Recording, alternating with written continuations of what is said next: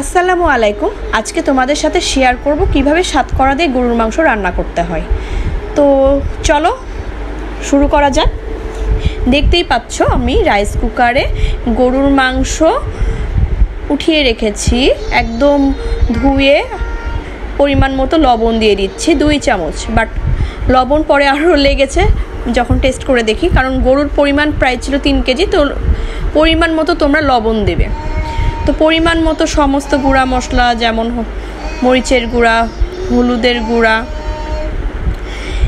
ধনিয়া গুঁড়া দিয়ে দিচ্ছি। দেখতেই পাচ্ছ ফার্স্টে হলুদ, আস্তে আস্তে সব কিছু দিয়ে দিলাম, মরিচ, এই তো আস্তে আস্তে গুঁড়া মশলাগুলো দেওয়া শেষ হয়ে যাবে।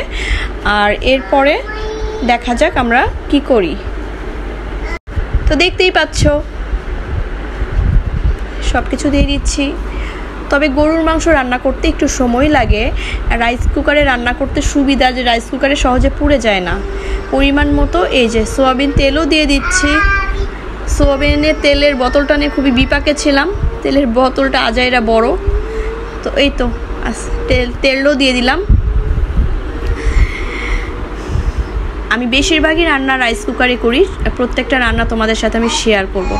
সাথে দেখো 9টা কাঁচামরিচ দিয়েছি, দেখতেই পাচ্ছ। হাতের কাছে কেচি চাকু কিছুই খুঁজে পাচ্ছিলাম না, হাত দিয়েই ভেঙে দিলাম। কেচি দিয়েই আমি বেশিরভাগই মরিচগুলো কাটি, পিস পিস করি বা মাঝখান দিয়ে ফেলে দিই, বাট আজকে হাত দিয়ে ভেঙে দিলাম। প্রায় 9টা মরিচ আছে, দিয়ে দিলাম। কাঁচা মরিচের কিন্তু একটা আলাদা ফ্লেভার আসে, তোমরা ভালো করেই জানো। আর এটা খুবই সহজে কিভাবে রান্না করা যায় তোমাদের সাথে আজকে এটা শেয়ার করতেছি। দেখো এখন দিয়ে দেব পরিমাণ মতো আদা রসুন বাটা। এখানে 4 চামচের 6 চামচের মতো হবে আনুমানিক, দেখতেই পাচ্ছ।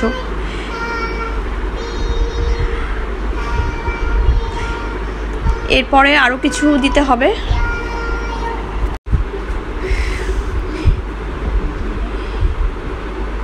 এরপরে সব কিছু একটু হাত দিয়ে মাখিয়ে নেওয়ার চেষ্টা করছি।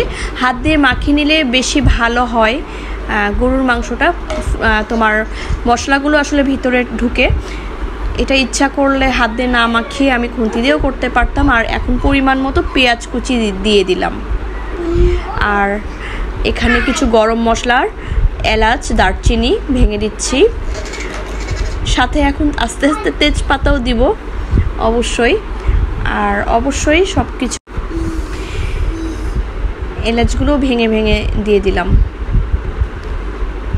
এই তো মোটামুটি আমার সব প্রসেসিং করা শেষ। এভাবে খুবই সহজে তোমরা গরুর মাংসটা রান্না করে ফেলতে পারবে। খুবই ইজি রেসিপি, কোনো ঝামেলা নাই। সবচেয়ে এই তো রান্না চলছে, এখন তেজপাতাগুলো ছিঁড়ে দিলাম। এবার খুন্তি দিয়ে সব কিছু নেড়ে চেড়ে বসিয়ে দেবো আস্তে আস্তে।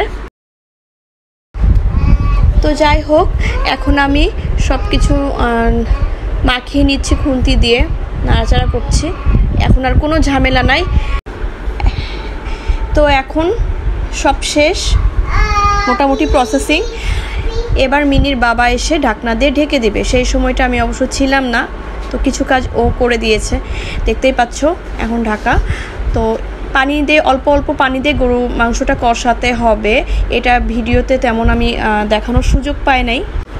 তো যাই হোক, মোটামুটি একটু মাঝে মাঝে একটু নাড়াচাড়া করে কষিয়ে এখন ঢাকনা দিয়ে ঢেকে দিব। দেখতেই পাচ্ছ ঢাকা হয়ে গেছে।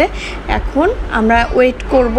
তো মাংস আধা সিদ্ধ হয়ে গেলে এখানে আলু আর সাতকরা আমরা দিয়ে দিলাম, দেখতেই পাচ্ছ। হ্যাঁ, আলু আর সাতকরা আগে দিলে গলে যাবে, এই জন্য এটা একটু দেরিতেই আমরা দিয়েছি। তো আস্তে আস্তে যত মোটামুটি কষা বা যত সিদ্ধ করবা তত টেস্ট বাড়বে গরু বিশেষ করে আমি মনে করি এই যে আমার রান্নাটাও রাতে দিয়েছি, সকালবেলা আরও নাড়াচাড়া করছি, আরও টেস্ট বাড়ছে। হ্যাঁ, রাতের চেয়ে সকালে টেস্ট হয়েছে। এটা কিন্তু সকালবেলা, ঠিক আছে। দেখো কালারফুল হয়েছে, কত সুন্দর হয়েছে। আর সত্যি কথা বলতে আসলেই খুবই টেস্টি হয়েছিল গরুটা। হ্যাঁ, আর সাথে যে আলু সাতকরা ছিল আমরা সবাই খেয়ে খুবই মজা পেয়েছি। আর এটা রুটি, পরোটা আর খিচুড়ি দিয়ে আমরা খেয়েছিলাম। তোমরাও চাইলে এভাবে খুবই ইজি রেসিপি বানাতে পারো।